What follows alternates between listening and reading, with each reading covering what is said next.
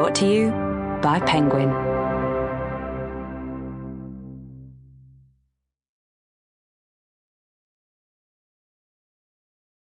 A Death in Malta. Written and read by me, Paul Caruana Galizia. To my mother. As I write, 4 men have admitted to my mother Daphne's assassination. Another 4 men who deny wrongdoing and are presumed innocent are awaiting trial. There will be more cases against more defendants, and, at some point, people will lose sight of my mother. This book is to introduce you to her before she is lost again. Chapter 1. My father, to keep himself going after the murder, began organizing things around the house. He did our old bedrooms, then he turned to my mother's desk, and then to files full of her magazines and clippings. He started putting them in file boxes and storing them on the shelves where she'd kept her shoes. The shelves, he told me, were now sagging under the weight of all her writing. He was flipping them over, using the boxes to flatten them out again. That's clever, I said. An old trick. Don't you do anything at home?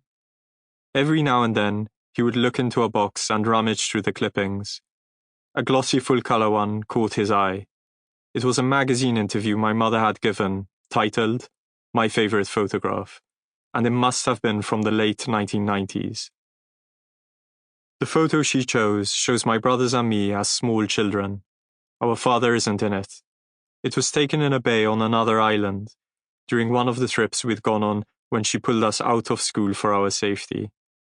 I just love the way the photo turned out, our mother told the interviewer. The boys all lined up, and the way it shows their characters. I was biting my lip as I tried, unsuccessfully, to climb onto a wall to sit near my eldest brother Matthew. For some reason, I was holding a pink hairbrush. Whose? In my right hand. Paul, she told the interviewer, is mischievous, but not wild. The other one, Matthew, had made it onto the wall and sat there with his head turned towards the camera, smiling. Is very naughty, and you can see it in his eyes. Our middle brother, Andrew, a very calm person, and I think it shows in the picture, was still blonde and was leaning against the wall, looking out to sea. We were small and portable, our mother continued, and really dependent on me. She once described the 3 of us, during one of our fights over who took whose jeans or whatever, as an ocha, an artichoke, which in Malta is small, with leaves tightly wound around the heart. Looking at the photo, I thought about how the years that had passed since then had taken us, naughty, calm, mischievous, to different parts of the world, leading different lives. And how we had been brought back to Malta again, our hearts ripped clean out, when a bomb went off in our mother's car near the family home, landing the chassis in a field where artichokes normally grew. Picture an island 27 kilometers long and 15 wide, roughly the shape of a fish. Indent its southern end to perfect its mouth, and pinch the northern end to make its tail. Hack at the coast around the tail to form sandy beaches, and all along the north for coves. Raise the southern coast to bare sheer cliffs, plunging the northern coast into the sea, where some of the coves form deep harbours. Malta comes with the smaller Gozo and Comino islands, and many still smaller islets. The islands are dry and rocky, as though chipped from hot Africa and cast into the cool blue.